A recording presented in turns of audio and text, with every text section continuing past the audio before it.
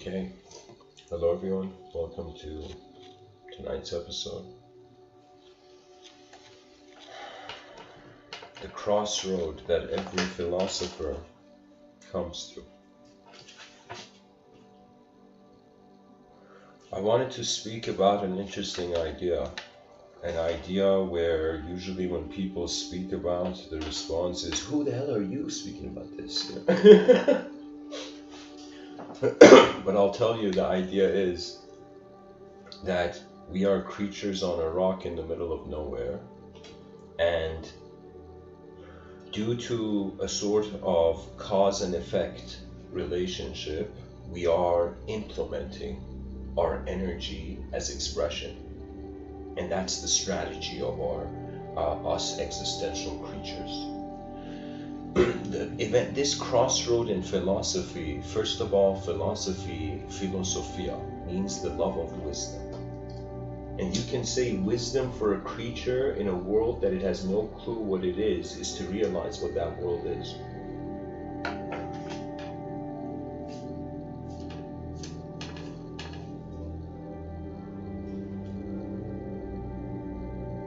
I would say philosophy is one of the most unique branches of knowledge that allows the human being to wander beyond all the systems of meaning it has generated. You see, some ideologies, they bring questions to the mind of the person. A question is like you see a new dimension, but an answer closes the previous dimension or locks the reality in a certain dimension. As if, imagine somebody goes and pushes a door to a grocery store, the door doesn't open, okay? Then they come and say the store is closed. That's an answer to the moment, okay? That's an answer where it's as if it's a declaration of what is, right? But a question is, in some sense, the potential for the more. That means mysticism cannot even begin. Philosophy's experiential aim cannot begin without a question. That means if a person acts like they know, they can't know anymore. And if we fear to be the fool, we will never see beyond the eyes of that fool. Every system a human being enters, they're a fool, and even a child walking. You know, there was no child that just knew how to walk, you know what I mean? Like, all children fell, but it was that falling, that initial collapse gave the reference for there being a reason to rise, you can say. But anyways, creatures on a rock, an object through evolution, through a very long period, has become a subject to itself. And so what is causing movement is not an object. An object is the movement, but what is causing the movement is not an object.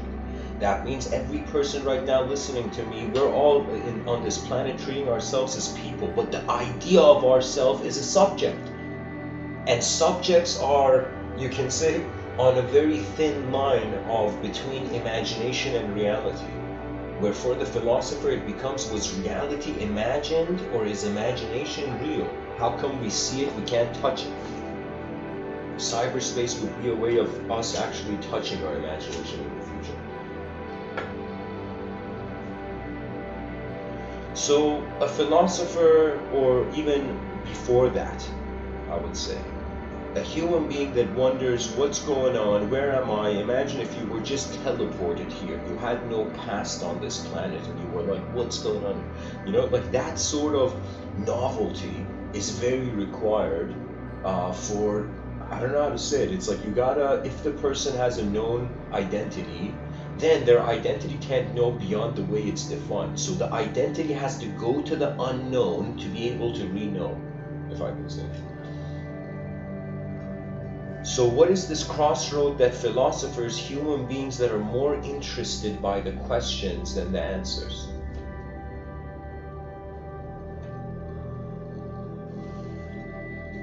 This crossroad is a way that I personally, as a human being, one person in a universe of a billion trillion stars, I fathomed it, and I thought there was something off with the educational system. Then I thought there's not something wrong with the educational system only. There's something off with how we are treating knowledge on this planet and how we're treating the unknown. These are the two most important things, and these are the two crossroads. That all human beings, I don't care where you are, what culture, what shape, form, color, whatever kind of manifestation in existence you are, as a human being, as a conscious living being, of course, either the known was in the causal position first, and the unknown was the effect of something known, or the causal position was unknown and the effect is known. That means we started, if we are choosing to be creatures that have considered time, which is the change of matter in space, and we have chosen to be a character in a story that has the cause and effect positioning. So it means that either we know how we're starting things, or we don't. For me personally, I was under the impression the world began from a known place and the effect is unknown. That way I felt you gotta have knowledge before you can live in this life, you know, because knowledge was the causal position. But it took me a while to realize. It was honestly in 2011, and I'll never forget. I was on a rock in the middle of a river, a stream you can say, and this was in Edwards Gardens in Toronto, Canada. And it was the most remarkable moment in this lifetime, I can tell you. The most unique, something that nobody outside of me could have given to me. And what it was I was sitting on this rock, and the water of the stream was moving from behind me forward. That means the way I was sitting on this rock, I was looking at the river just passing me and the river just going forward. And it was like a metaphor for time for me. As if whatever I do, time is going forward. What? You know, I have my desires here. I'm trying to get into my, self-glorious paradises. In the middle of this, everything is going forward, you know? There was a time I remember my father, of course, to me is always an enlightened being, but there was a moment, where I was very young. This is me, imagine being like 12 or something. And I'll get back to saying more about the river story, but I gotta say this. I had a moment where I was like holding the elevator door open for my father, you know, and he was like, I had come quicker out of the house. This was when I was in Iran, and little kid just, I had held the door of the elevator open, you know, waiting for my father to come, then to go downstairs to the parking lot of my apartment in Iran. And and I remember I waited for my father, and my father came. Then there came another time where I was like, my father was waiting for me, and I came there and I realized he hadn't waited for me. So I had this sort of mindset where I had waited for my father. Then a similar circumstance happened where my father hadn't waited for me, and I was like, what is this? I had so much care, you know, to wait and hold the elevator, you know. And then I realized that the way I was intensifying a sort of analysis of the type of moment I was familiar with in that moment when I was young, you know, I realized that is the truth, the biggest truth of nature, that it goes forth. That means you can wait, and that's nice, you know, but I'm telling you, it goes forth either way, and there's nothing wrong with it. So, while I was on the river, while I was sitting on that rock in the stream, this was the big life-changing view. I realized I have lived all this time, and I still don't know who I am. It was a point of notice that shocked me more than wanting something or wanting not wanting something, you know. it was for a second in the middle of the push and pull of my life and all the ideas and everything in my psychology, I was like, I have been living as something that I don't know deep down who is looking through my eyes right now. It wasn't a who anymore. It transcended being an object. It transcended being a subject, because I noticed, it's like any person can do this. Ask yourself, who are you? Just ask yourself. And you're going to notice your mind's going to generate a film, an event. It's going to throw something back at you, you know? And that is not you. That means right now as I'm speaking, let's say if somebody came and asked me, hey, are you this, are you that? It's as if we are not the language. We're living through something that we generate. It's an overlay upon the outer realms. The inner realms overlays upon the outer realms. Certain scholars talked about it, that language maps onto reality. That's another way of speaking about it. You know, Carl Jung to me, he was like a great general of humanity's inner realms. Where for him it was a relationship between what is in the conscious domain of reality and what surrounds reality. You see, right now, it is so super easy. Yeah, of course, you know, a person can say, yo, I saw a phoenix the other night in the sky, this flaming phoenix, you know? And, you know, the person can be incredibly dismissive. You know, they could be like, you know, a phoenix, bro, get out of here, man. You have too much free time for seeing phoenixes in the sky. But the thing is, in the inner realm, that is not an error. And the biggest error of human psychology has been to singularize a multidimensional phenomenon. We have been trying to fit the picture that the past has constantly made of the future, not realizing in the midst of this whole process, we are not the outline, the color, the shape, the form. That all moments of any sort of knowledge divide between what can be known and the knower. What can be observed from the moment and the observer. Right now, like everybody else on this planet, I am an unknown observer. Before I do anything, it's as if before there is activity, some sort of animate force from within me to the outer realms, I am nothing. I can tell you, it's remarkable how many moments of this life I have walked just like how the universe is. There was no romance with the story of life. It was just, okay, eyes are in the room now. And there's many rooms. I feel every self-inquiring creature will come to be like, where am I? And when that question comes from your heart, like a roar of a lion, I will tell you, your past selves will be silenced. It's as if like the person will find such a magnificent awareness about the true nature of the being in the moment, that all the past archetypes, all that you have been, it's as if all your memories, like an army, salute the general that is the present.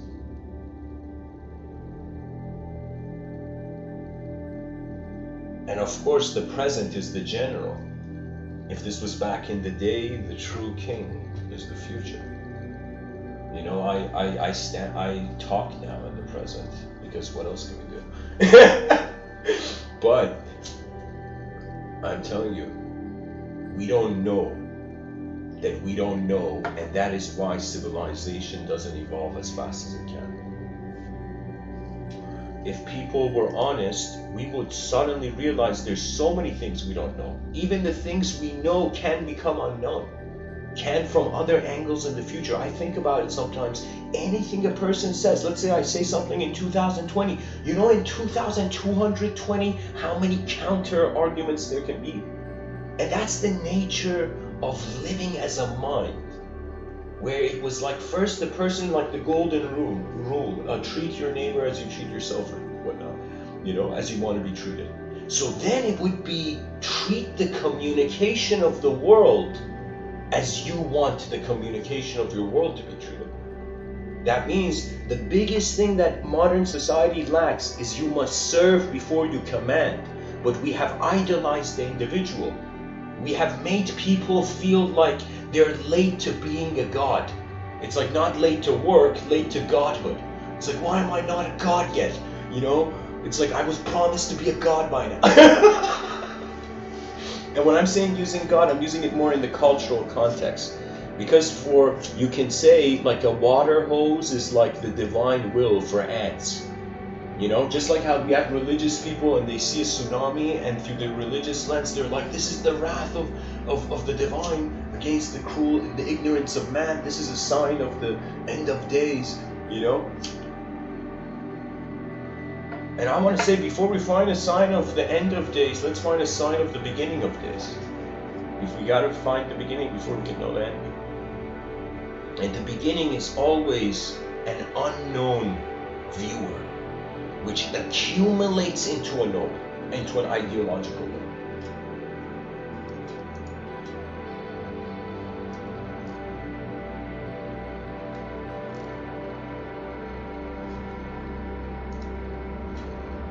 So any person who has dared wonder about the face of the world being a mask, that is, it's like you can, even if you go back in time, you'll notice science. So I say this humorously, science is the child of philosophy and mathematics. Philosophy is, you can say,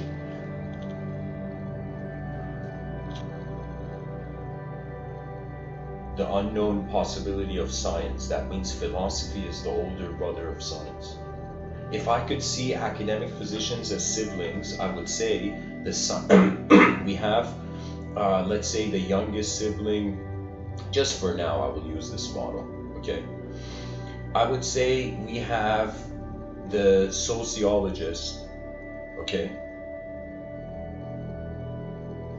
Then we have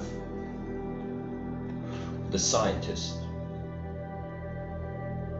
Just bear with me, guys. I'm just creating a model here. Imagine we have the sociologist as the youngest sibling. Then we have the scientist. Then after the scientist, we have the psychologist. Bear with me. We have the psychologist. Then that psychologist is the older brother of the scientist. The older brother of the psychologist is the philosopher. The older brother of the philosopher is the mystic. And the older brother of the mystic is the inconceivable. This is where we reach the unknown. It doesn't mean that there is an edge to the greatness of academics. It just means that after some point, there's no conceivable. It's like the person, imagine a person who has reached the highest peak of the educational system. Where are they left as? At the end of it, they're like, good job. You did it. You went through all our obstacle course. Now go and become an explorer like you should have been from the beginning. You see? The educational system does not inspire. It is not creating lions. And it's not creating sheep either, but it's, I don't know what's happening.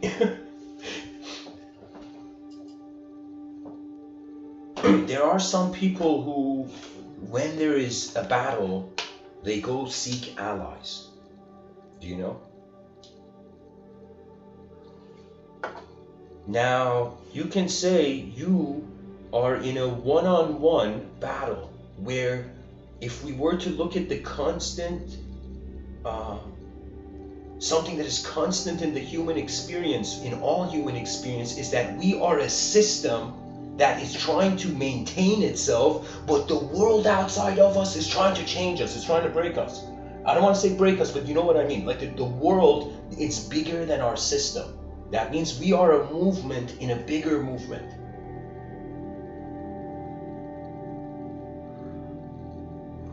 Who knew? Space and time are pulling the rug under our feet. You know, time is pulling the rug from under our feet, not an ideology. It's as if the world goes forth and you can wait for it, you cannot wait for it, but it goes forth. That's the ultimate. Anybody who realizes this, you can't suffer because it goes forth. You don't know. That means it's as if the person's like, I'm suffering, you know, and then they're like, wait a minute, how do I know I'm suffering? This is why philosophers, they can never stay sad too long, you know. It doesn't make sense after a while.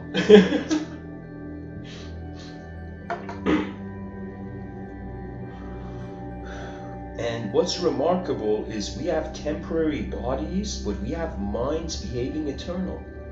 Really, that's what's going on. That's the whole point of human continuity. We want to be immortal to the universe that we will not be here for as individuals. We want the human idea to attain immortality. So you can say every human being has been doing the same job, trying to immortalize the species. Now, for philosophy, this goes on another edge, because if you consider that we right now think we are known and then there's just the unknown, right? But I'm saying if the person notices that who they are to themselves, that means the person's like, wait a minute, how do I know who I am? Right? And they're like, okay, I know what I've done, but I don't know what I haven't done yet, right? So you don't know your potential, you know, until you actually, believe it or not, try. I think this is like another kind of golden rule that was never named. Try or die.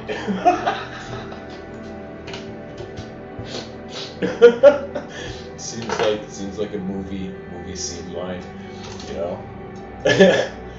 There is a quote from Yoda though, where he says, "Do or do not, there is no try." And you know, something that always shocked me about Yoda, you know, the dude had this much force, but he needed a cane to walk. Like that cane was like just bling for Yoda, you know. But anyways.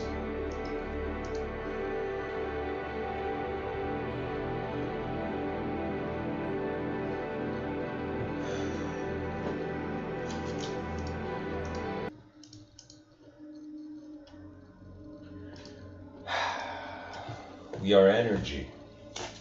And what does energy do? It expresses itself. And what does expression do? After some point it fades, or it contributes then fades.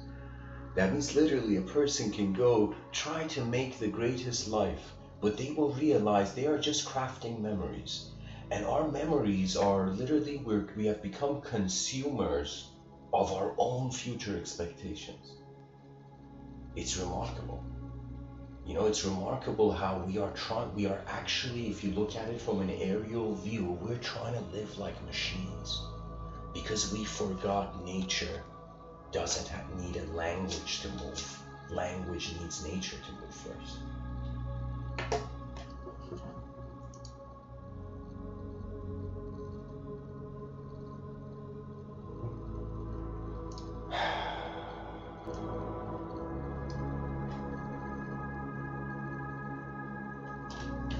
I would say we can create two schools of philosophy here.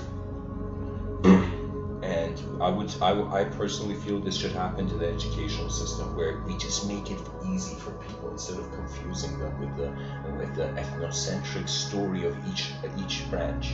Do you know that means you can understand that you can know knowledge from the branches, all fragmented, multidimensional, or you can know knowledge as the tree of knowledge as the trunk, which is singular.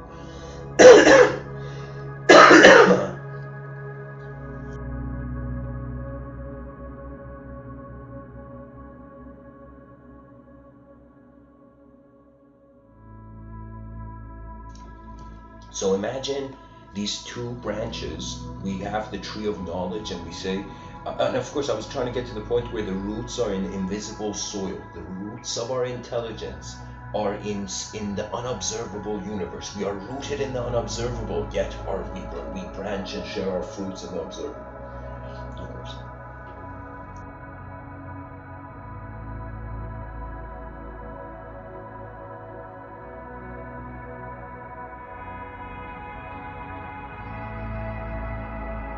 These two schools of the major two branches that all systems of knowing they have to go through. is, I would say, we have unknownism and knowism. That means people, philosophers in the future, we can just try the prototype on philosophers. If it works, then we try it on the whole education system. But it would be as if we're people in their discussion, they say, I am from the unknownist school of philosophy, or I am from the knownist school of philosophy. What that means is one is considering the causal position known first. That means we knew how we started. The others realizes we don't know how we started. If we don't know how we started, it literally, our reality is imagination. Because if we can't contain something, we can't measure it. If we can't see the edge of a state where we are being, how can we measure ourselves? How can we define ourselves? Everything written in history will become a lie if we are multidimensional. So one has to be able to pilot their attention beyond the branch. Like the person can be on a branch of knowledge. Yeah, I believe in this, I believe in that. Or the person can fly in the sky and notice the whole forest. That's what I feel sometimes I do in these talks, where I start off on a branch, like why am I on this branch? Why am I knowing the moment in this way? Then I try to find the unknown variable. The moment I find the unknown variable, I have found the geometrical roots of the idea I have started talking about. I reduced the volume, guys, of the music.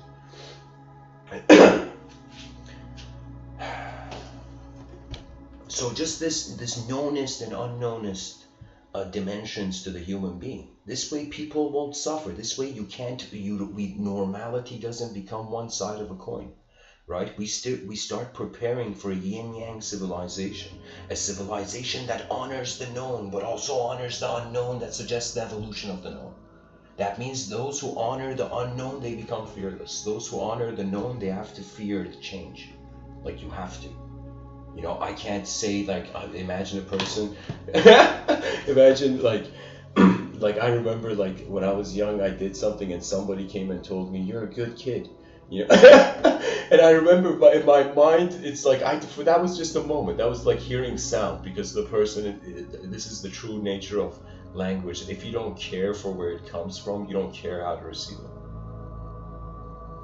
That means if I'm talking to someone and if I don't care for them, they can say whatever. They can say the most brilliant thing. I would be like, okay.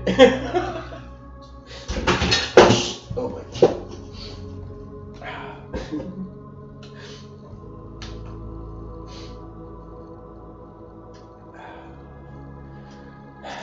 In reality, the real lives. Beyond reality, reality was never reality, and we must be prepared as a species for this. Before any sort of, I would say, extraterrestrial contact, the species has to train. We have to train becoming comfortable with the unfamiliar, right? If in the future we want an advanced civilization where aliens are walking in the streets, or even robots are walking in the streets, or let's say we connected AI to animals and like animals were walking in the street,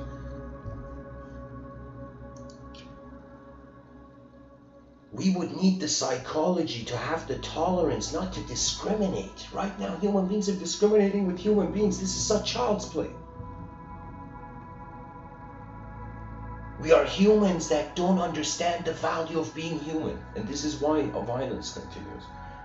We don't realize its fragility, and we don't realize that the mind's life is so ahead of the body's life. I am telling you, your mind is... it's too, I'm just saying this playfully, but I feel every person's mind is 200 years ahead. We don't realize it. Because the body is caging the sight that belongs to no man and to no world. That is freedom before the term.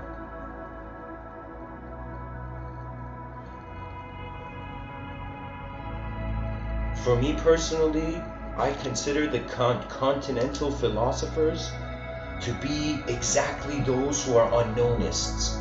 They consider the unknown to be primordial. They consider the unknown was in the room first, then the known, right? But those who consider the known was in the room, then the unknown is no longer unknown.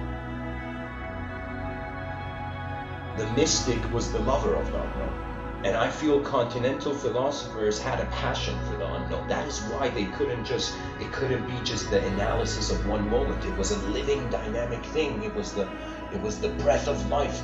You know, like there's something like a person, we are so caught in our cultural program, we don't realize how exciting it is to live globally.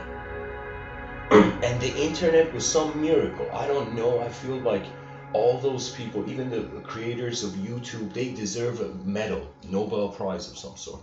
Something of an incredibly high caliber, you know, reward. That means YouTube gives you something when you gives you, what do you call it? Like, they give you like a kind of, as a memento of achieving like 100 subscribers or a certain amount of subscribers, they give you like, they send you a gift. But I'm telling you, the creators of YouTube require to be given the biggest gift of all.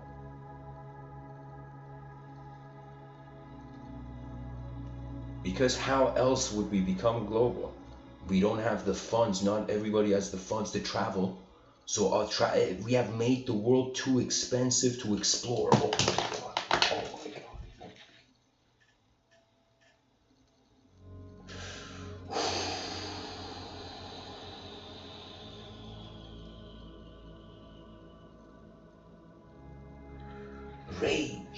Rage against the dying of the light.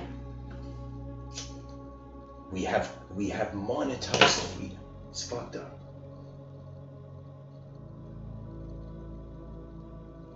Creatures that used to just, I don't know, eat apples and pears from trees.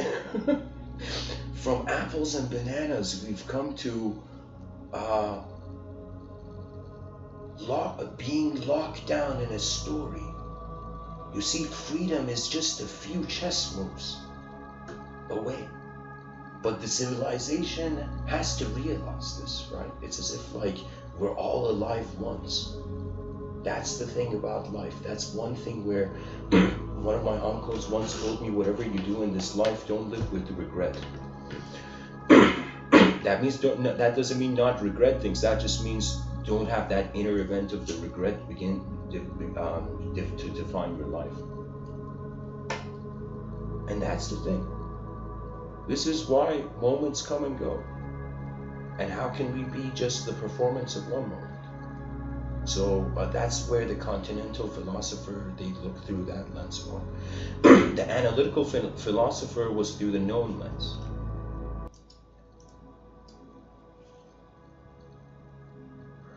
And both serve, I feel there's a greater than sign towards the unknown than the known, but the way society and people are being conditioned in society, they feel what they know is superior to what is unknown. And so this is where the language wars begin. One being is saying, I know it. The other being is saying, you don't know it. And war, eons of foolishness.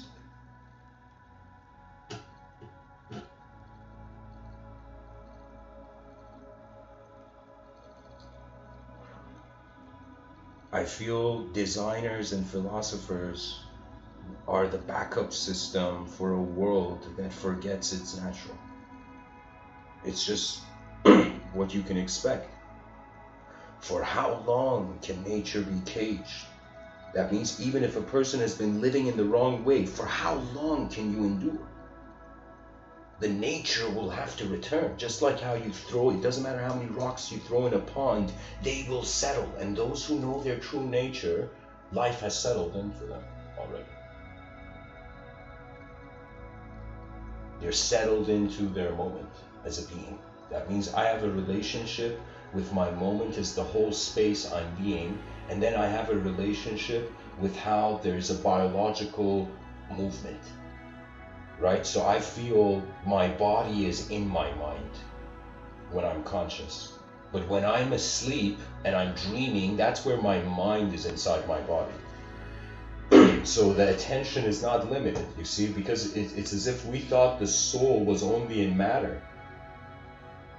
This is the advanced school of Mr.Within's advanced school of communication, where space has a soul too. We don't notice it. Space is alive, that's what I mean. And I think that's definitely one of those spears that needs to be constantly thrown at the sky, you know? Everything is a story, and it's about how we, as the unknown viewer, choose to connect the dots. Knowledge is not about accumulation, it's more about how in one macrocosmic story you are seeing microcosmic stories. That means the way I personally learn, just know things, I realize it's so hilarious. You can start from the micro and then go to the macro, or you can straight go to the macro, then reverse engineer to the micro. If you go to the macro and reverse engineer to the micro, you're starting from a universal view, then going to a localized or a specific view. Language is an incredibly transcendental art form because as a person speaks, and it's based on the momentum and their rhythm and their style, the inner film is already going. And so words can move faster than how they are being processed, believe it or not. I feel it's the second naturization, I called it in one talk. What I mean by that is, if you, let's say you're a person who's never written anything before, and you start writing.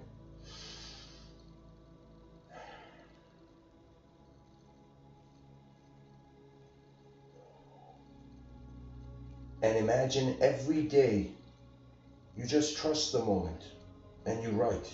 The first sentence you wrote was artificial. It wasn't like it wasn't from your real voice. The second day you wrote a sentence, it was better. Then imagine after a year of just writing one sentence a day, or a year of saying one sentence a day, or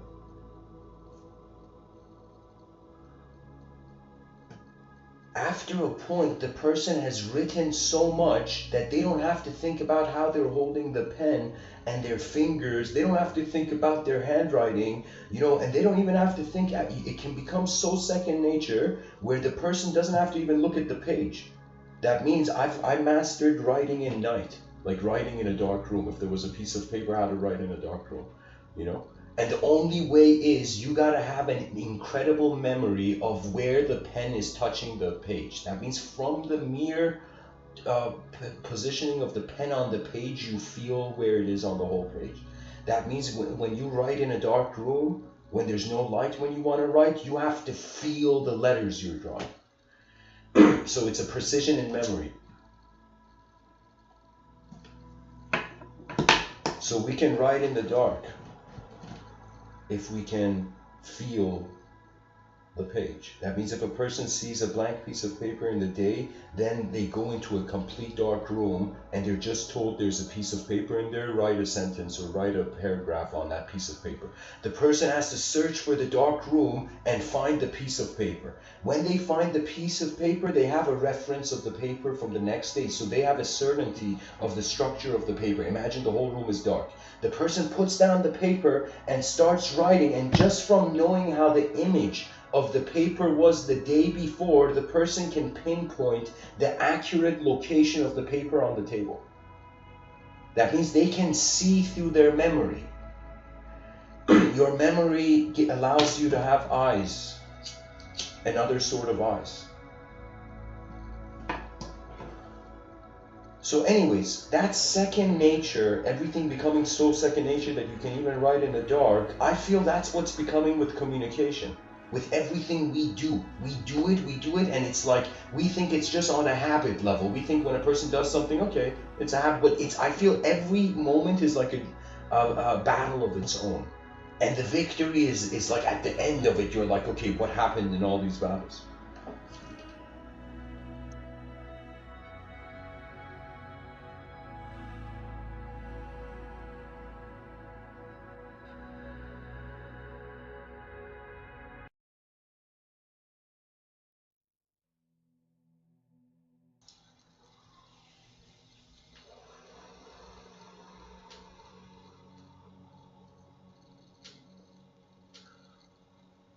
Anything that a person fears, they don't use. They look away from, they don't engage or confront or see beyond. So if a person fears their life, they will never see beyond what they're seeing. So the first thing is that we have to become fearless in our inner realms. Then there is a witnessing ability. that accompanies the outer realms. And the true fearlessness, here's the thing, anything that a person wants truly, you have to be true for to attain. That means if the person wants true love, you got to be true before. You know? There,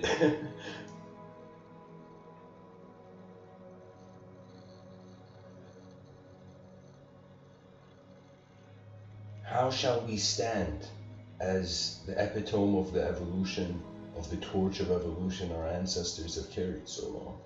You know? When you think about it, nobody is the same. Everybody has a different DNA. This means everybody has different eyes. If everybody has different eyes, no two people can ever agree on the same thing. Even in the outer realms, they may. Like two people may see a cup of coffee and say, yeah, that's a cup of coffee, but they are not seeing the same cup of coffee. Every moment, conscious moment in space and time, occupies its own sight zone. So consciousness is sight. That means it's like, this is the, this is pretty, like, I don't know, like how much more spirituality one wants other than realizing their sight is being.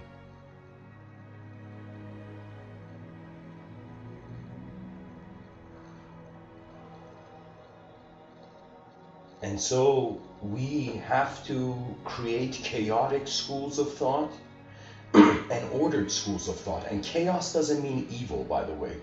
That means evil is like the son of chaos that doesn't know any better, which is going to get scolded by the greater chaos. That means the thing is, like, for good people there is a greater good, and for bad people there's greater bad.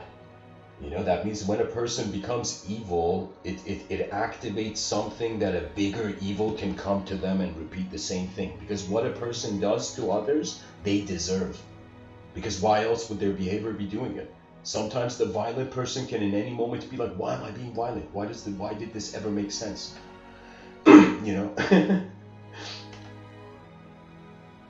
You see, because the society, the global society, somehow through the modernization of some sort of secular pride, it stripped away the honor that it carried from the spirit of journeying so far. That means, of course, it's so easy to dismiss the past. That means a person in the future commenting on the past, it's like we're talking behind the back of something that no longer has a back. It's so easy to talk behind the back of history when it's past, but the greater effort is to treat all efforts of intelligence on the surface of the planet as artwork. I am telling you, when I treated something as artwork, there was no longer hate or strict, blind ideological love.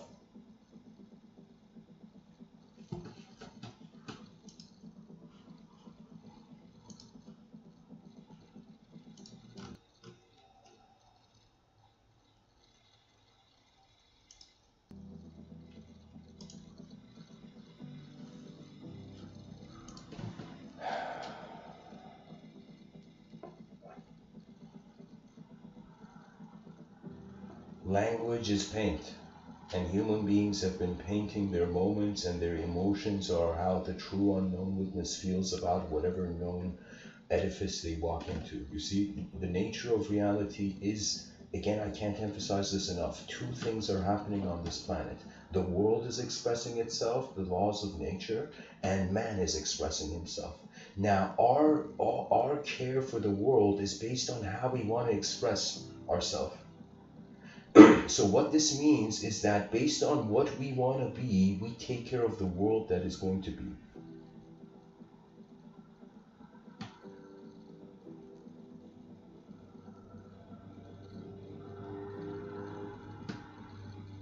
You know what it feels like for me giving these talks? It feels like I'm telling characters in a story. They were never characters in a story.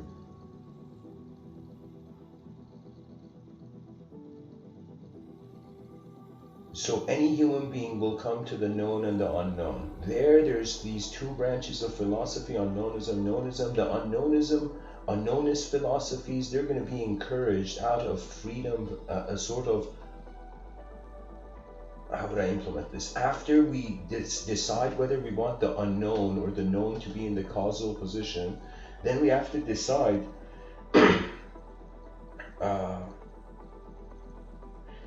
it's as if treating the known and the unknown each as point, and then we have different axi going through them. So imagine a point with endless lines, right? And each line that is passing through this point, it has two edges, right? So there's endless dualistic snapshots of existence, all intersecting a present attention. You know, now this present attention, if it considers it's causally unknown, it means the being can't be a being until it knows all of it. You know, that means, I don't know how to say it, but it's like when the unknown is moving the known, man doesn't exist, nature does. When the known moves the unknown, man exists, nature doesn't. Man is moving nature. So through knowledge, we have become characters and stories that are moving our world to ourselves, yet the world surpasses anything we say.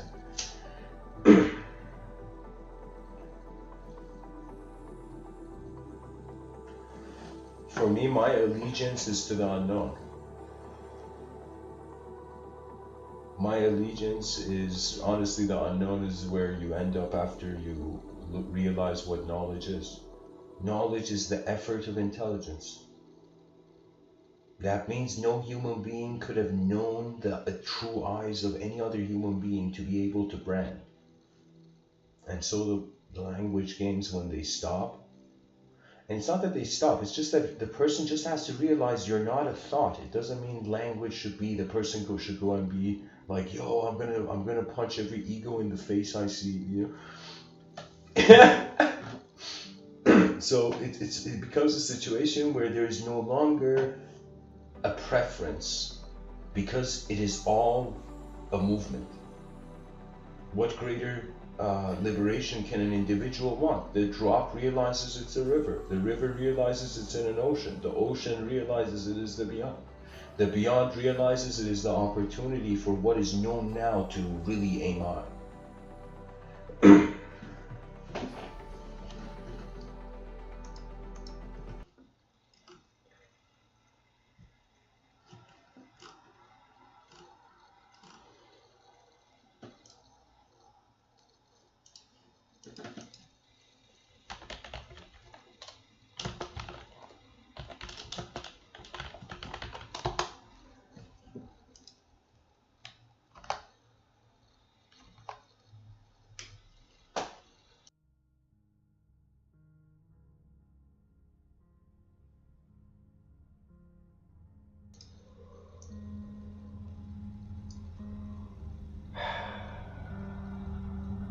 You know, when I see this owl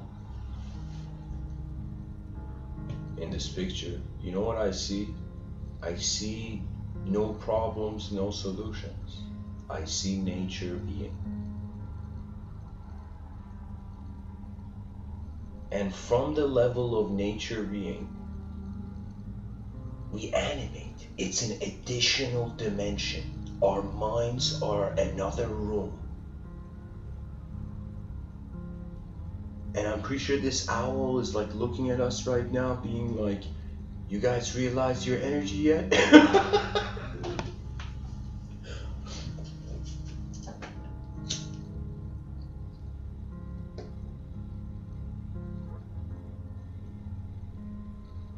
Imagine there was an owl, like a hypothetical fantasy owl, that just was super rude, okay?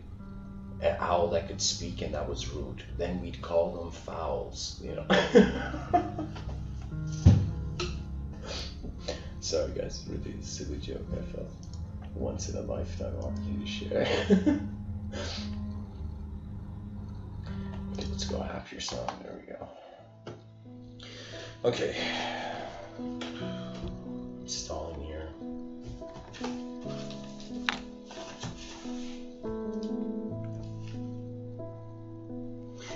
So, creatures on a rock in the middle of nowhere. They have to somehow endure. let's say their mission is to efficiently walk in a period time span of 100 years. Let's say that's the basic mission, and everybody's being trained to prepare for that. We create an educational system where it's like, all right, children, your mission is to get by the next 100 years, at the same time live in a way where it's win-win, where the self wins and the world wins, right? If we just have that system where the giving is becoming more than taking, and what is the most precious thing to give? What the world hasn't seen.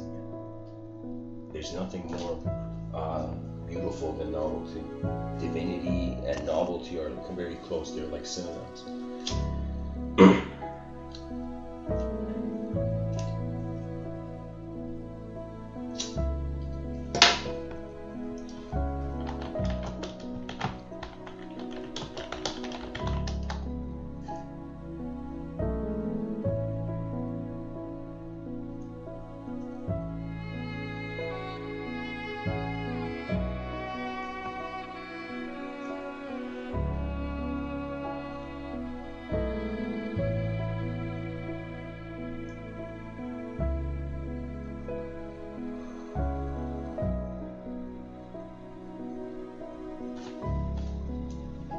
100 years, they say 1/3 of your life you're literally sleeping.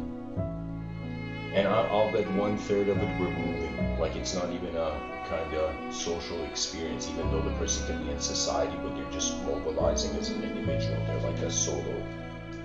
So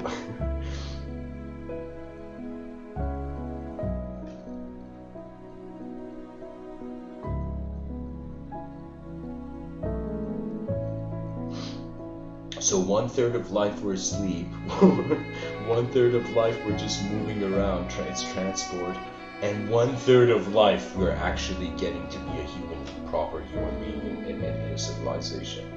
So, and in that 1/3, people are just seeing the self. Right now, we're living at a time where there's a greater than sign to the self than the world. People are like, yeah, help yourselves, you know, before helping the world. What nonsense. We have to help ourselves by helping our world. Help our greater self. That means it's like, let's say the person individually helps themselves, okay? Imagine you reach the heaven. You found a heavenly dimension, you went into heaven. You know, and you'd be like, okay, what about everybody else who's there, you know? So after some point you become curious of what would the enlightenment of a collective be. Right? We have past individual enlightenment. Now it's like the enlightenment of a species, the nirvana of a species, the moksha of a species, the ability of the recognition that some sort of force is inseparable with the forces of others. Excuse me, not the forces of others, but the forces of the natural world, the Gaian mind.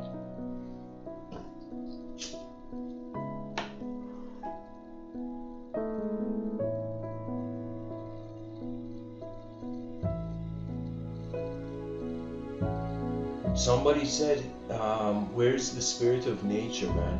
You know, and the person was like, it's right here talking to you, you know, because we are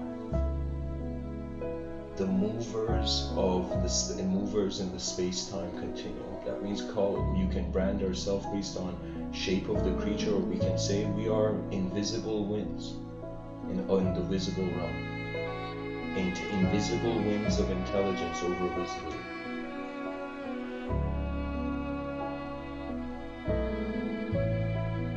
So if we can realize the best thing an individual can do is build a collective, build an epic headquarters, right? What that means is that's what our civilization is missing, efficiency.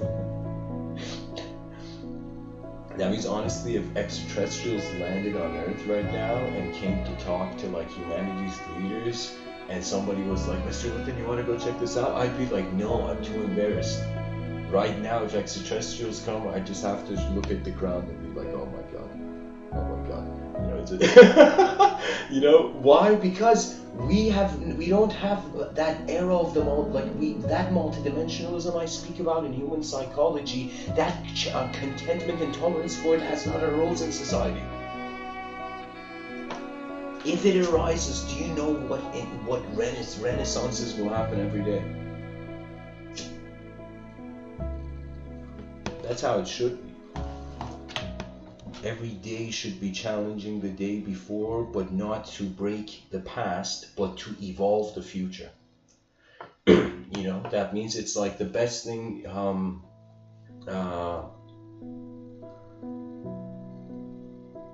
mean, let me say it like this. We pilot our outer realms.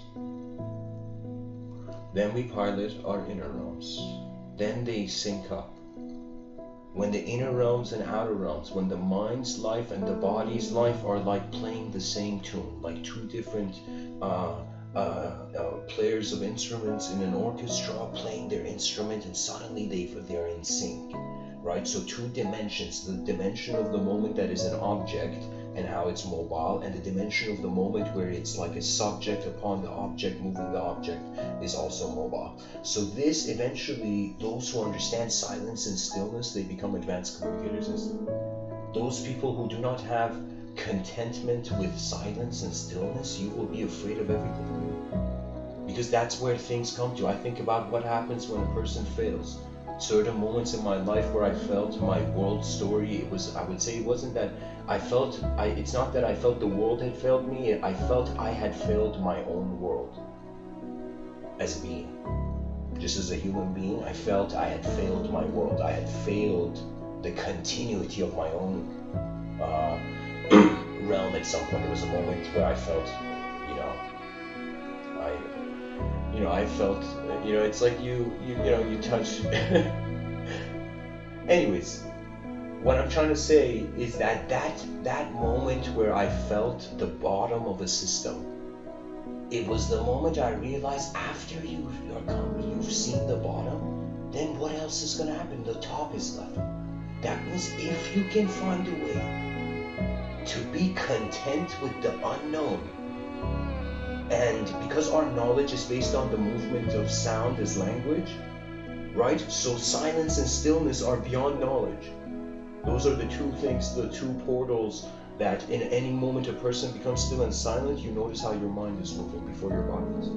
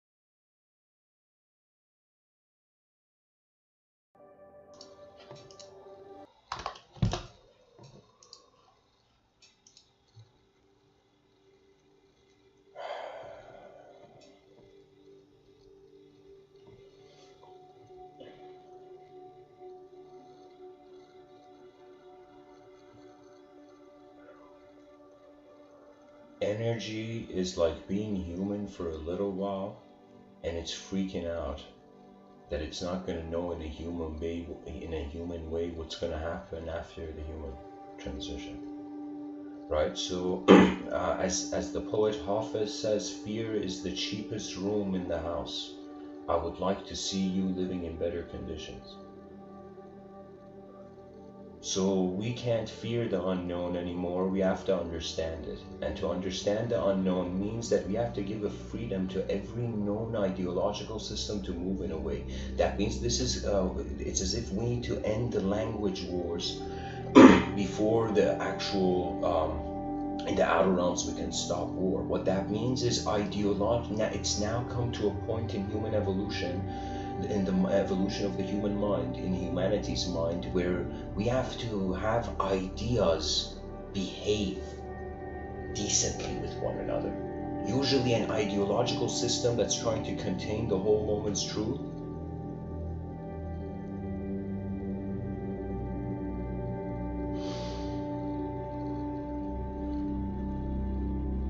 that's a devouring ideological system. This was the thing of people who I feel didn't get the message of religion, you know. That means it's as if once you get the message, you don't need the message. You read the message, right? But to idolize and glorify the message is to be rude to the source of the message. That means as if a person is given a message, that means you're meant to see something. The message is meant to point you to something. If the person is worshipping the message, imagine somebody sends a letter to you and it's like, hey man, there's a gathering of philosophers on this date, da da da da, right? Imagine the person starts like worshipping the letter and he's like, doesn't go to the gathering, doesn't care about what the message was pointing to, was just like, yo, this piece of paper is truth. You know, oh my God, you know, not realizing that it was the piece of paper. That means it's like we are not treating it like a revelation if the message is not being received. Do you know that means it's not about the type of idea, it's a message. That's what nature is. It's communication in multidimensional contexts.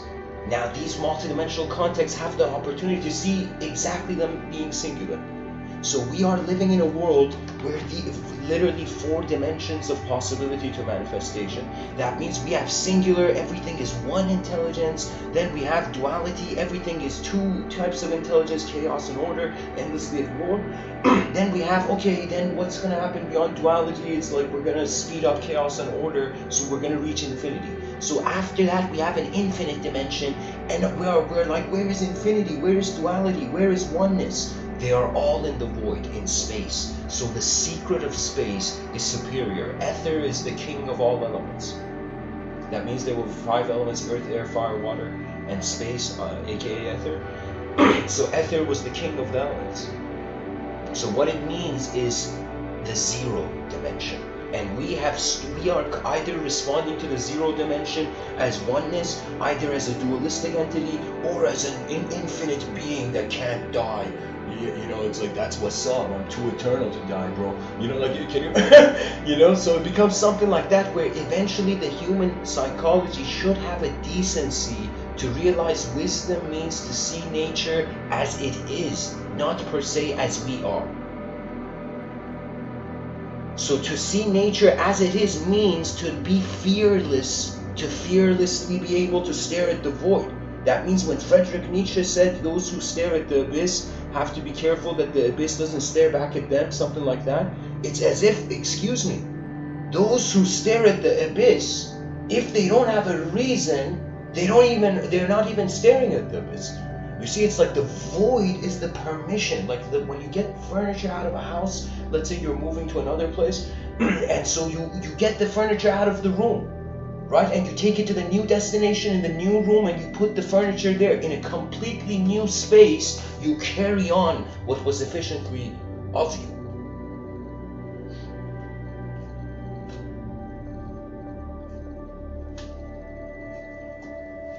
When are we going to build in a multidimensional civilization? It has to happen. It's like getting there. We have to honor these 4 dimensions.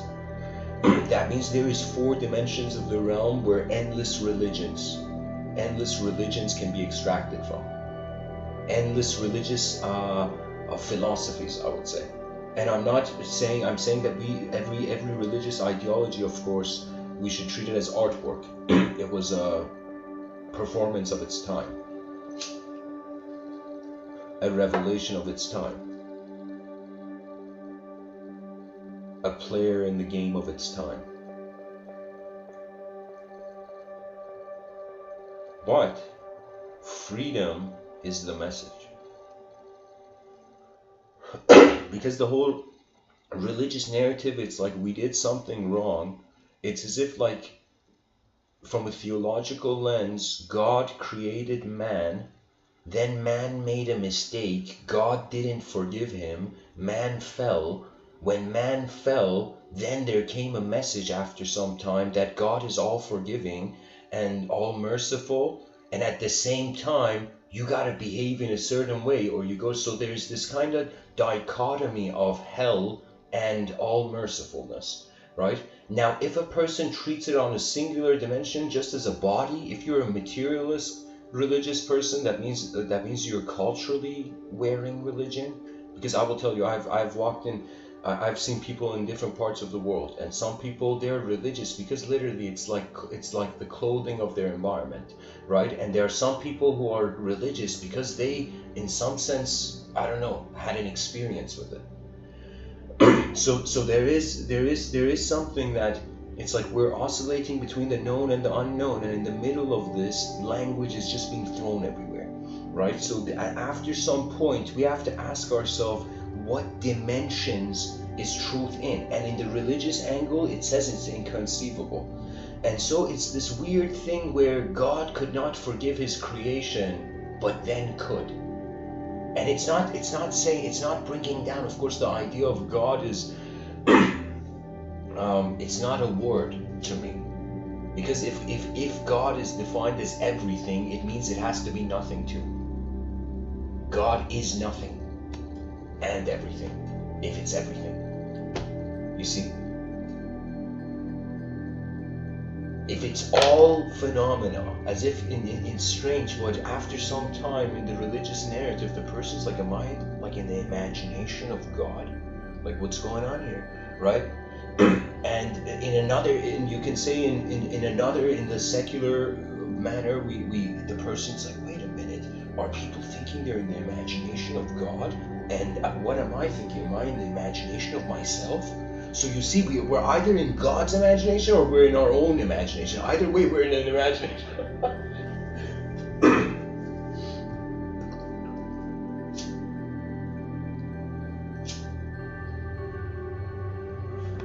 And who says, guys, there isn't perfect circles in nature? When you look at this owl's eyes, like, that's perfect geometry.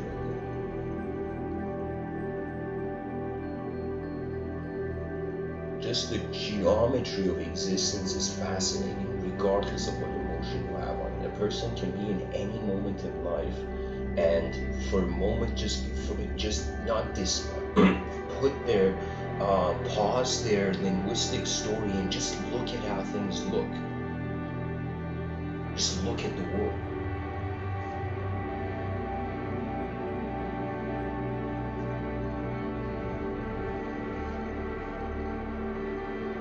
Our bodies went from the actual jungle to the concrete jungle, but our minds haven't gone from the jungle to the sky yet.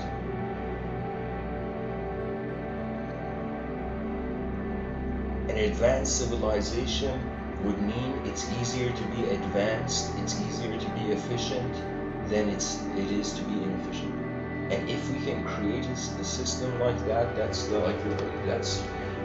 my talk the talk itself will spark the conversation.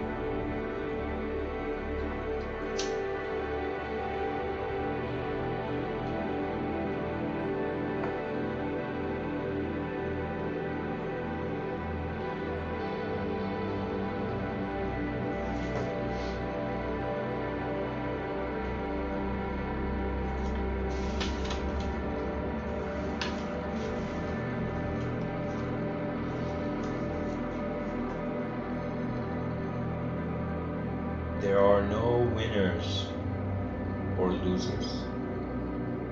These are just language. There is efficiency and inefficiency, though.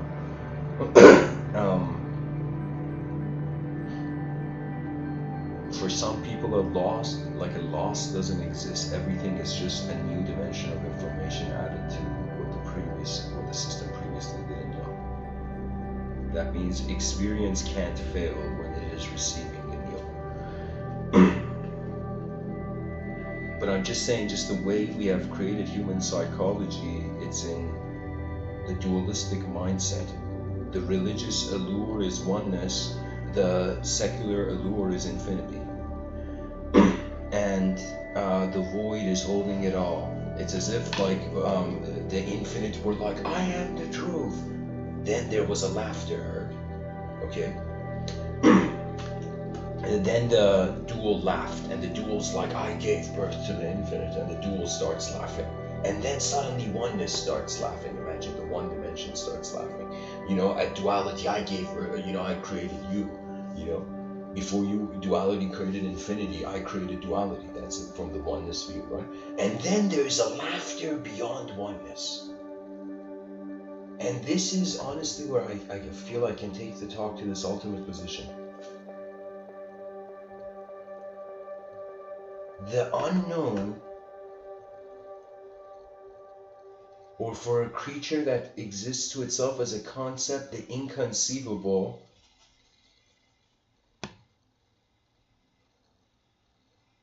is the truth of being. That means the unknown is unknown. Any being that is okay with the unknown being unknown, without anything. You know, this is very, I would say in an inner realm manner I'm saying this.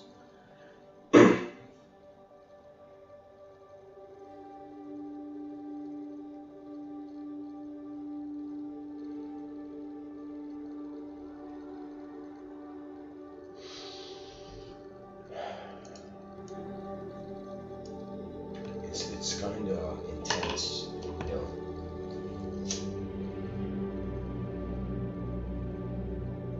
That our life is left to our own efforts. That means on this planet, the person doesn't have time to philosophize how potential extraterrestrial activity in the Andromeda sector, like in the Andromeda galaxy, our neighboring galaxy, is happening. We are so occupied with the task of being the traveler in our life that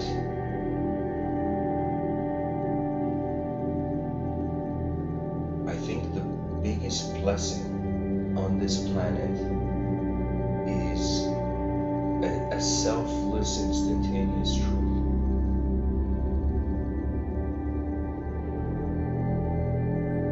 I would say that is the ultimate. That is like for the human psyche. Because what can human psychology do? It cannot exist. It can be singular. It can be dual. Then it can be infinite in regards to multidimensional fragmented. That means you can get a mirror. Imagine when we see the human psychology and we wonder about the fragmentation of their psychology. And it's not that a fragmented psychology, I would say, is bad. It's just that fragmentation happens based on the circumstance, based on the moment. That means the mind is not just moving based on the input of a free will that we say everything a person does is just them. Sometimes behavior is a response to the behavior of the what else is there.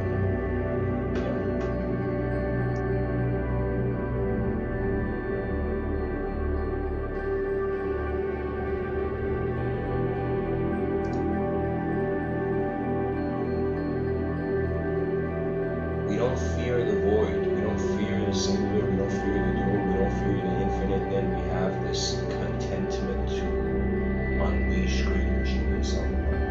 And when I say genius, that means there is no such thing as a genius in the species as a going in a certain direction. That means it's like there was no value. You see, it's as if the species has dressed itself in a linguistic garb. The species is wearing a certain type of clothing right now.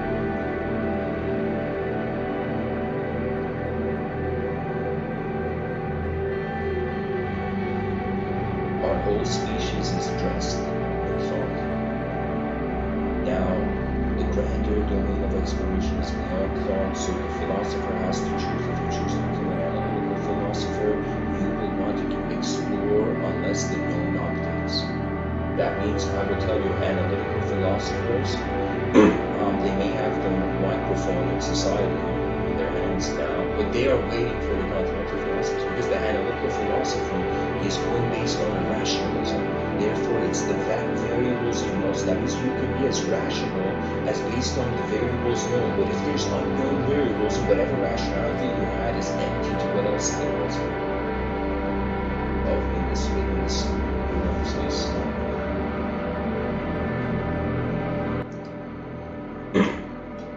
So anyways, guys, I feel I've painted the picture enough. I'm going to share one story from Sri Ramana Maharshi. Sri Ramana Maharshi is a very liberated human being. I would say he is, I would give him,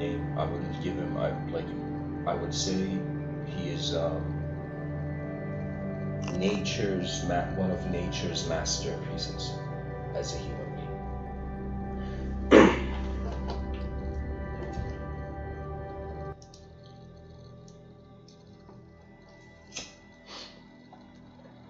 So what did Sri Ramana Maharshi do, which is the story I want to tell you? He decides one day, he's this very enlightened person, and he's been in samadhi so much that the dude has to walk with a cane, right? So Sri Ramana Maharshi, what he does is one day he usually has disciples, devotees around him helping him, right? But he says to the devotees, like, guys, I want to walk to the other town on my own, right? And he's a person who was so liberated at a young age that they called him the incarnation of silence, Sri Ramana Maharshi. That's important to keep in mind for the story. So what happens is Sri Ramana Maharshi is walking, and it's a sunny, normal day in India, where the mountain Arunachala is.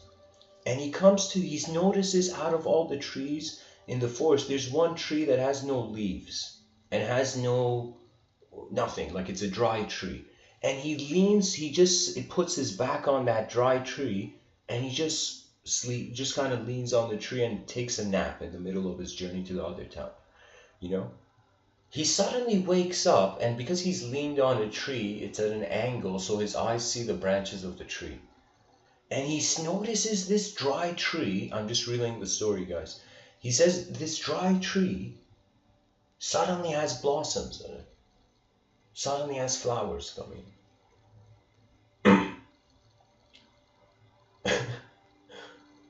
So what I mean by this is that he suddenly sees the dead tree has become alive. And he gets up and he notices in front of him there are just a bunch of people standing in a very strange way.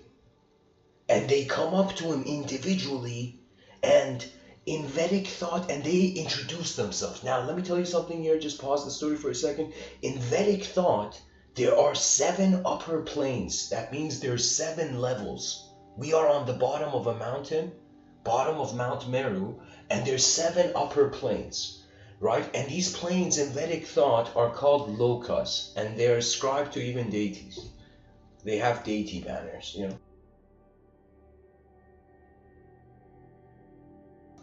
So what happens is suddenly these people walk up to Sri Ramana Maharshi and they introduce themselves. I am from Vishnu Loka, Brahma Loka. They're all the different gods of the planes that they have come into a human form.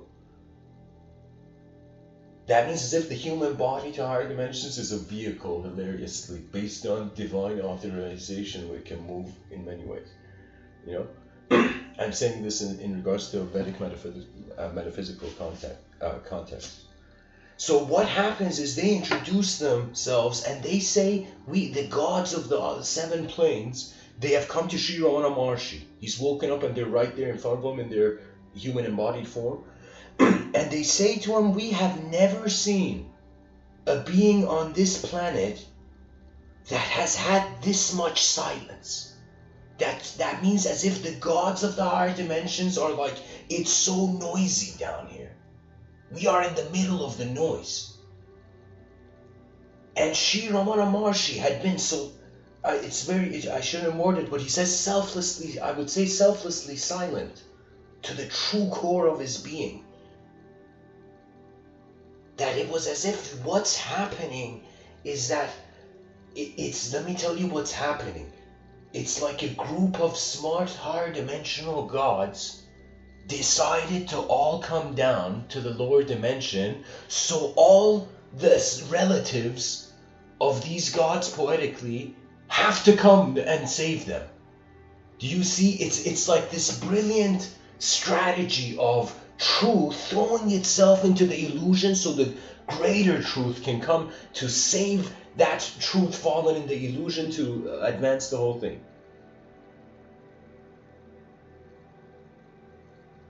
That means, can you imagine waking up and as if you wanted this life? Not being like just letting it go. There was a love there. There was like, oh my God, I mean, I'm existing right now, whoa. And you march through the fields of the unknown. And, I don't know, bring something back to the tribe. Bring like, I don't know, Haagen-Dazs ice cream. You know, or bring like the ice cream of the inner realms, you know. Bring a new thought. That means either we serve the mind of an advanced civilization to come, you know, or we serve the body of an advanced civilization.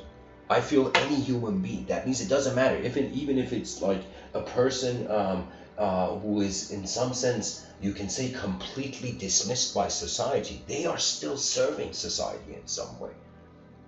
That means if we treat every human being like a genetical camera that's starting first person from the brain of the person, right? And this genetical camera is recording its experience in the moment. So what does that mean? That means every person, their genetics and how their genetics will be passed on is being sculpted by the environment they're living in and how they are being in the environment, right? That means the more messed up our societies are, the more messed up imprints and to the sculpture of the genetics we will find.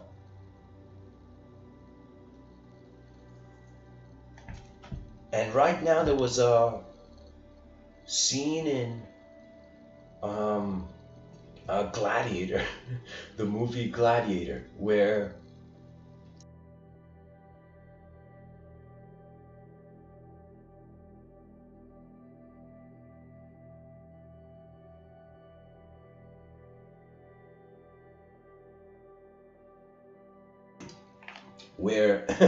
excuse me guys, a scene in the movie Gladiator where the barbarian horde is set up.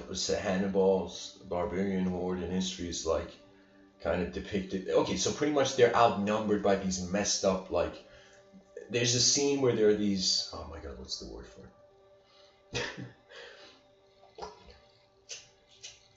They're fighting these, I don't know, killer chariots, killer chariot archers, okay? And there's a scene where, what do you call it? Maximus, the main character, he says diamond column. He says diamond column, and all the people in that scene suddenly make the formation of a diamond.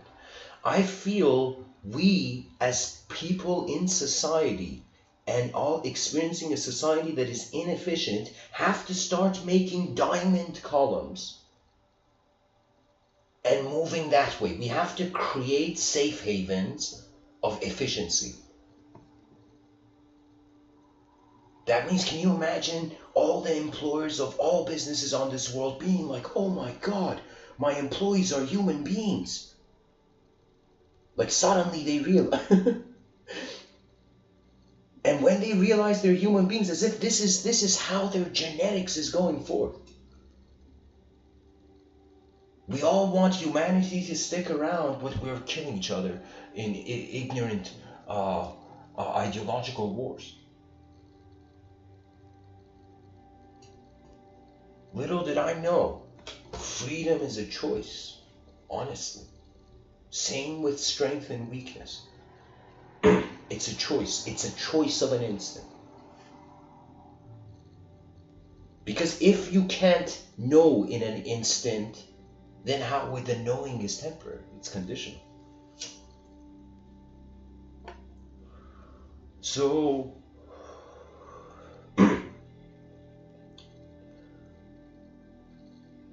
whether it's the gods telling Sri Ramana Maharshi that silence is like the advanced. That means if we could all calm down, then restart at the let's say every person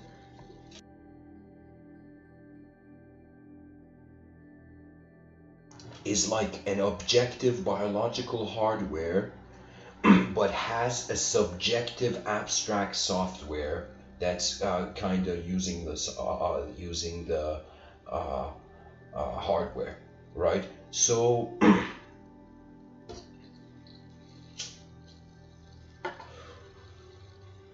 we have to seek for psychological software updates.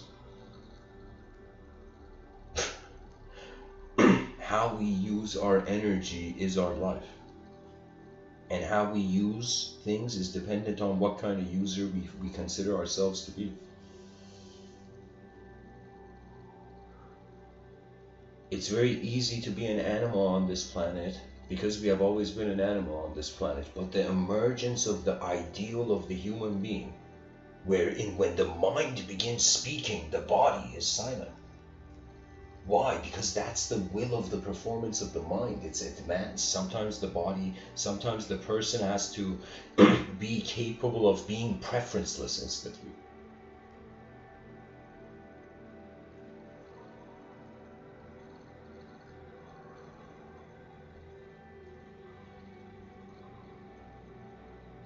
Inner freedom is a choice. Outer realm freedom, you gotta work hard in this kind of society we've built. As a response to something I read in the chat section.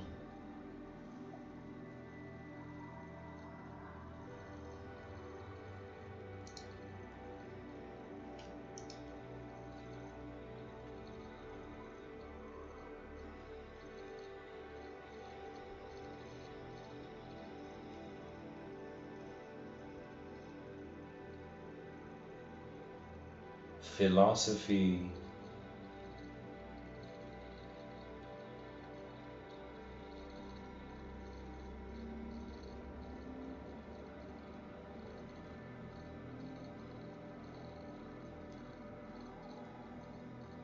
is the eyes of the universe remembering itself.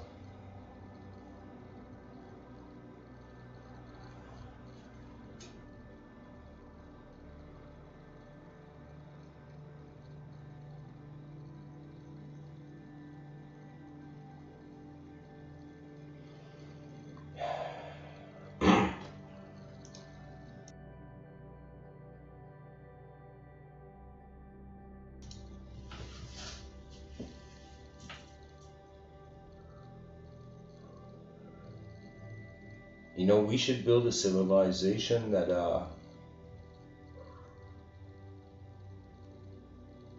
is ahead of its time, if time is created by us. Pretty much we can move faster than the moment, or we can move slower than the moment. If we move slower than the moment, we feel life is pushing us around. If we move faster than the moment, we feel pulled towards something.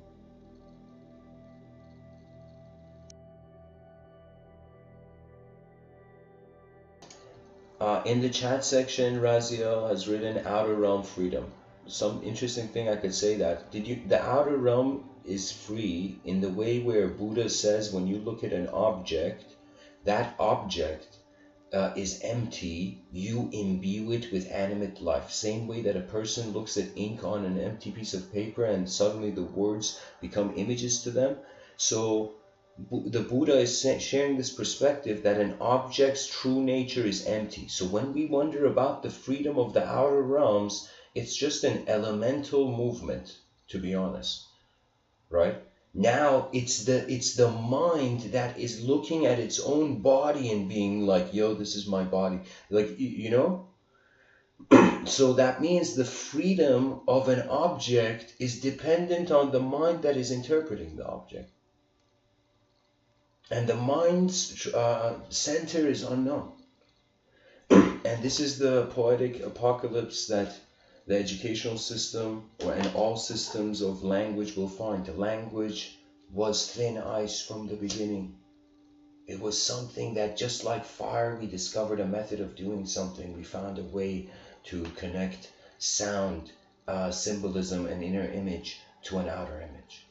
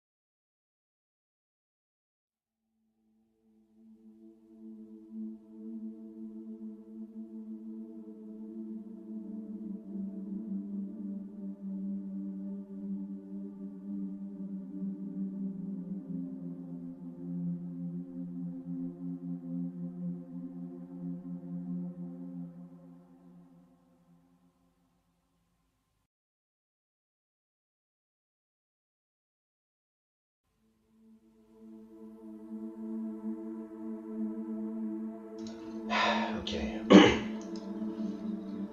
So I would like to go into a quote tunnel of Sri Ramana Maharshi quotes, now that I've shared a story from him. Actually, I'm going to, after this, I'll end it off. For those interested, I will be in the Discord after. Anyways, Ramana Maharshi says, no one succeeds without effort.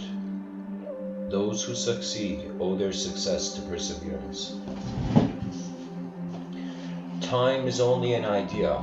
There is only the reality. Whatever you think it is, it looks like that. If you call it time, it is time. If you call it existence, it is existence, and so on. After calling it time, you divide it into days and nights, months, years, hours, minutes, etc. Time is immaterial for the path of thought.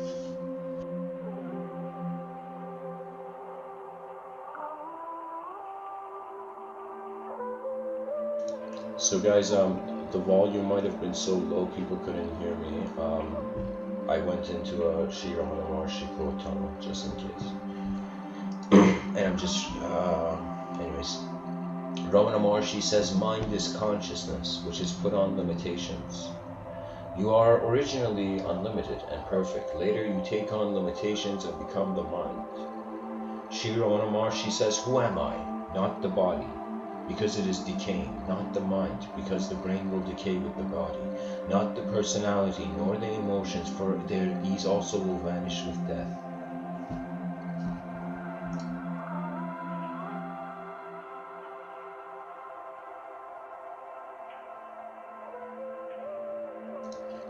Sri Ramana Maharshi says silence is also conversation.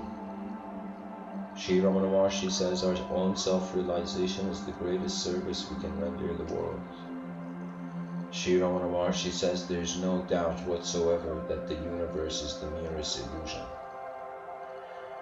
Sri Ramana Maharshi says self-reform automatically brings about social reform. Sri Ramana Maharshi says all bad qualities center around the ego. When the ego is gone, realization results by itself. There are neither good nor bad qualities in the self. The self is free from all qualities. Qualities pertain to the mind only.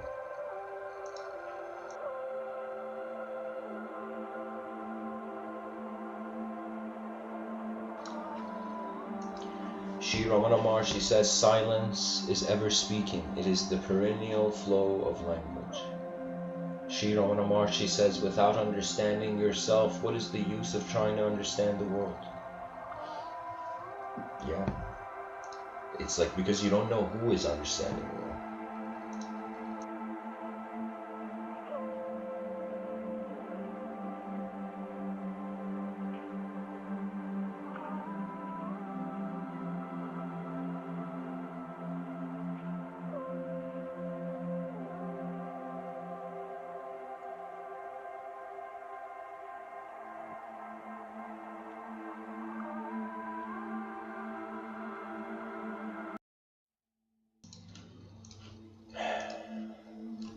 Sri Ramana Maharshi says the body dies, but the spirit that transcends it cannot be touched by death. Wow. Wow, wow, wow. Wow! Wow!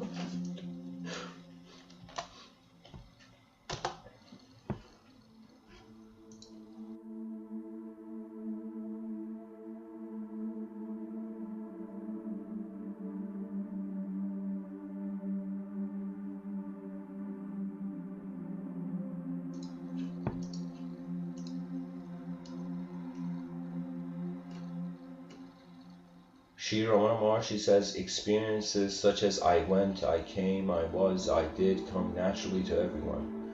From these experiences, does it not appear that the consciousness, I in quotations, is the subject of those various acts? Inquiry into the true nature of that consciousness and remaining as oneself is the way to understand through inquiry one's true nature. You know what this means, guys? I feel if I can say something, Sri Ramana Maharshi is saying that first, every person is being an I thought, okay? They're being the ego. Alan Watts explained it in a very incredible way. He said it's the attention you have to the self. Like it's the self of that moment. Right now I'm here saying, yeah, you know, Mr. Within, all this, that's this I thought of the moment, you see? So Sri Ramana Maharshi is saying when you focus on how you are being a thought in the moment, you inquire, for you really are like, okay, this is mysterious, how am I being a thought right now? And you inquire into the true nature of that consciousness, Sri Ramana Maharshi is saying, and he says, and remaining as oneself. What does that mean? When you truly reach that nature of that consciousness, you experience yourself, but it's not the self, it's like the collective self of the universe. It's as if you experience yourself as the universe. So what does that mean? I would say it this way. Sri Ramana Maharshi is saying, wonder how you're being the I thought, and then as you dive into that true nature, you abide by what you find.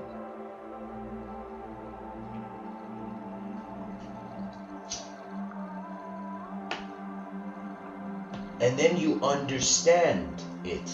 Doesn't mean you become a god. Poetically, I would say to be human is like think of it this way. A god, if someone was a god, they wouldn't want godhood. You know, if they were it, they already have it.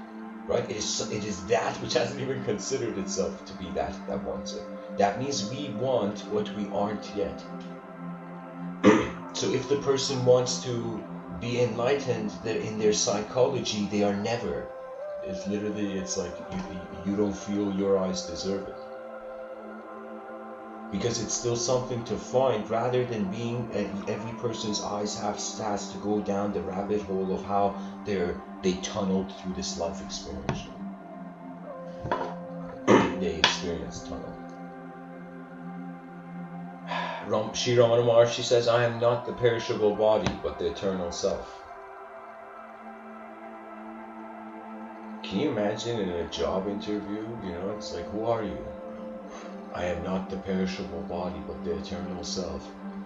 The employer's like, I've never hired an eternal being before. It's peculiar.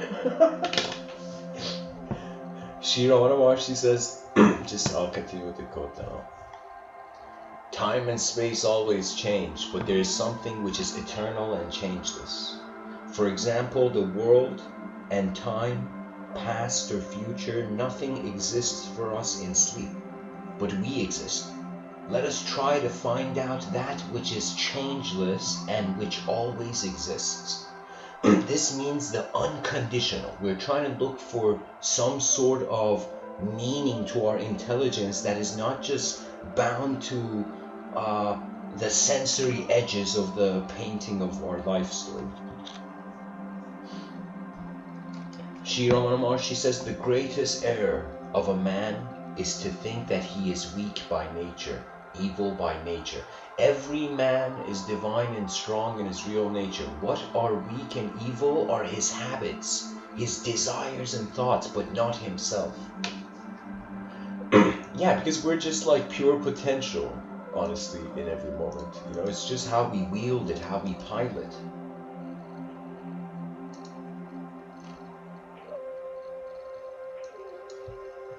That means, to be honest, for the philosopher, freedom is beyond air, if it is being close to truth.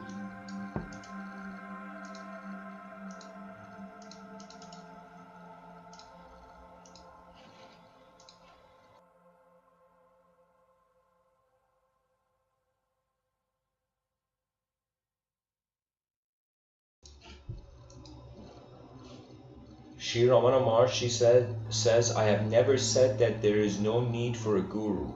All depends on what you call guru. He need not be in a human form. Sri Ramana Maharshi says, one must realize his self in order to open the store of unalloyed happiness. Sri Ramana Maharshi says, the real is ever present, like the screen on which the cinematographic pictures move. While the picture appears on it, the screen remains invisible. Stop the picture and the screen will become clear. All thoughts and events are merely pictures moving on the screen of pure consciousness, which alone is real. This means realize how there is a subjective overlay of value to phenomena. That is like how Sri Ramana Maharshi here says the screen remains invisible. That means the film is on the screen, but the screen is not the film. Right? So our existence is like the screen, and the film being projected on it from an unknown source is from that remains unknown to us for now as a species. From an unknown source is being projected on this on this wall of existence, on the screen of existence. That means experience is a projection on the screen of existence. The screen of existence is following universal law, but what is following the storytelling process or processing of the individual as the self is, I would say, a response from the unknown to the screen. That means it's like we're noticing we are the film we're watching. Like life is us actually being an actor in a film where our mind has changelessly, regardless of how many birthday candles we've blown, has been witnessing. That's the changeless component. There's a story from a different scholar named Attar, I believe it was Attar or Omar Khayyam. I think it was Attar though. So Attar says this story. He's reeling a story, like this is a story of someone who's reeling a story.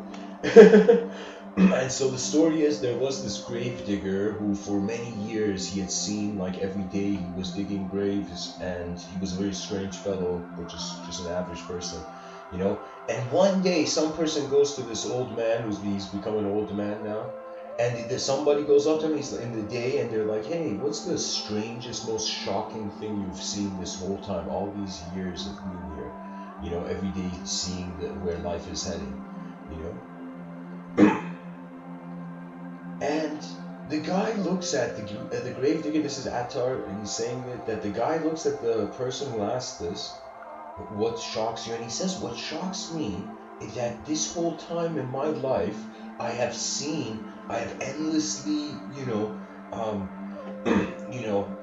seen people come and go and transition, right? I've seen everybody just lives change every day. And he says that, but in all these years where I've seen change, nothing has shocked me more how I've been changelessly watching all of this. That means that being was so liberated. For him, it wasn't just the outer realm gameplay that was just the source of value and meaning. It was the real and the search for the ever-present mystery. The source of the ever-present mystery is it beginning within, from within, or from without. Excuse me.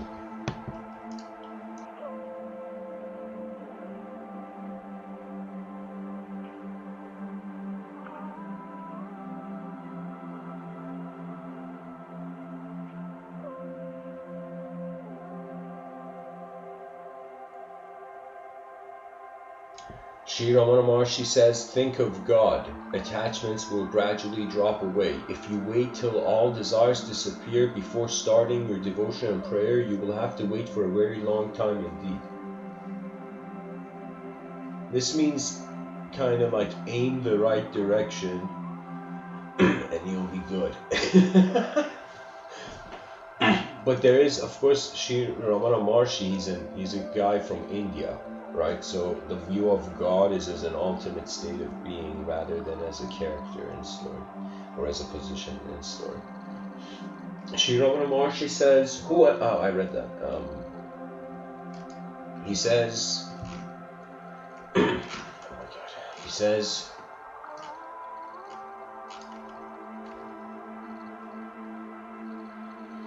Sri Ramana Maharshi says God has no resolve, no karma attaches itself to him. Wow. That means the ultimate state of being can't make an error. There's nothing to make an error. Or all air is worth nothing compared to what it was being. I feel this is one of the most important quotes that people feel interested in theology can hear.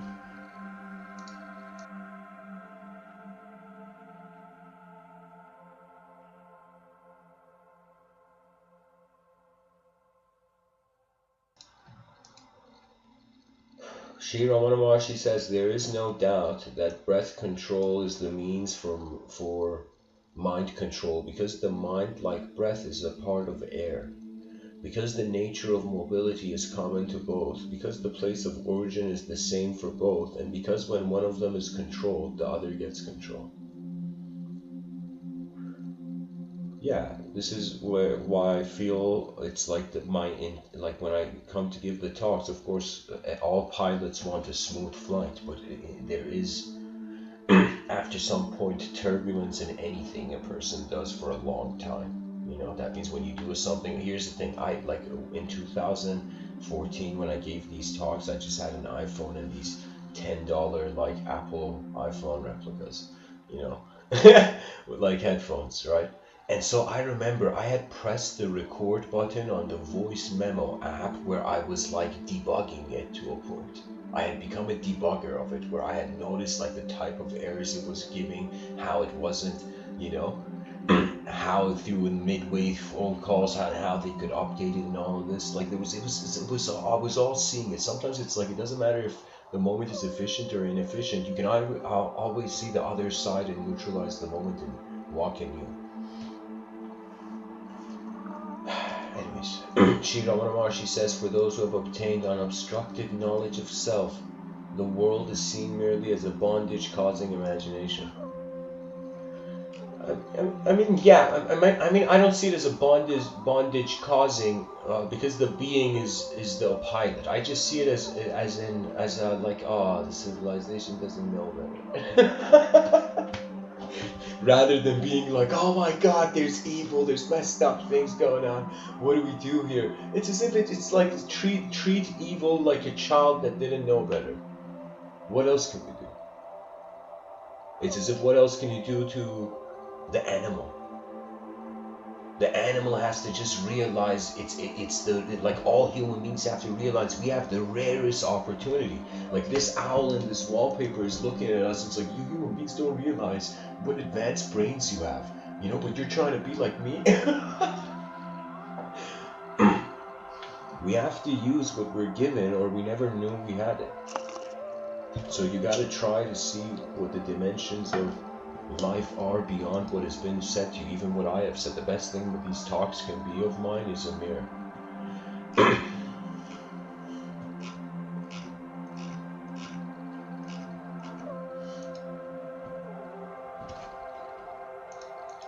Shira Onamashi says,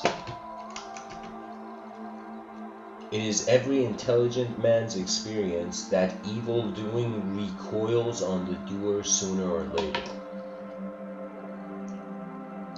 Yeah, that means it's as if like you can't push something in life and not expect it to be pushed back. It's like it's gonna if it's like when a person starts something or causally does something, you know, causes something.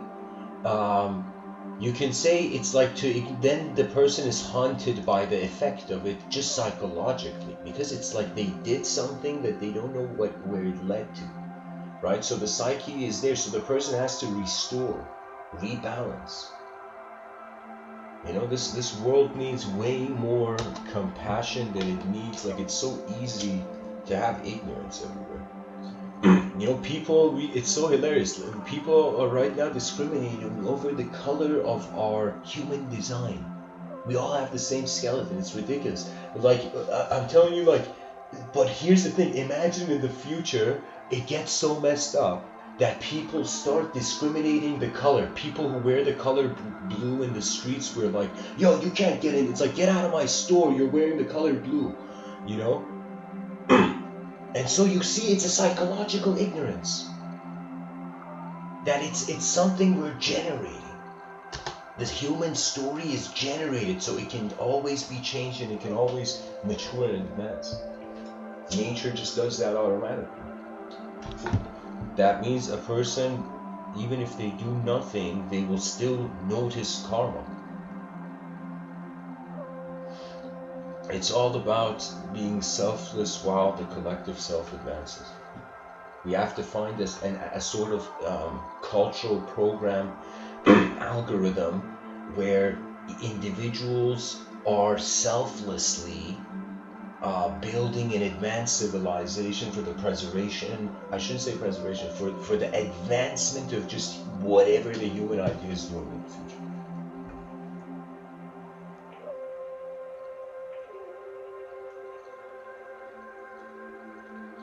So anyways, guys, thanks for listening. Philosophy is, you can say, a branch of the tree of knowledge where we are wandering beyond. The beyond is alive in philosophy. In psychology, in analytical philosophy, it is not alive, but in continental philosophy, the unknown has not been dismissed. Anyways, guys, thanks for listening. Much namaste. And so choose between the crossroad, you know, and the being can be multidimensional. You can even choose the crossroad. It doesn't exist. I have to say this actually before I go. But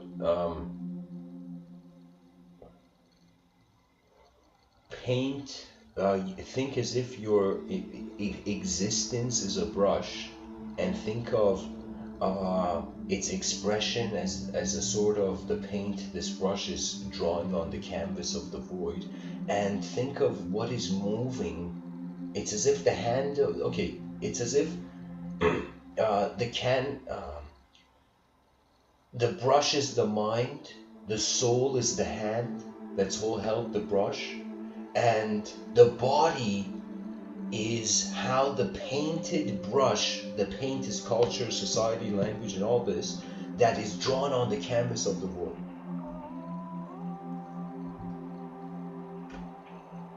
Mystery is unknown, perhaps. Namaste.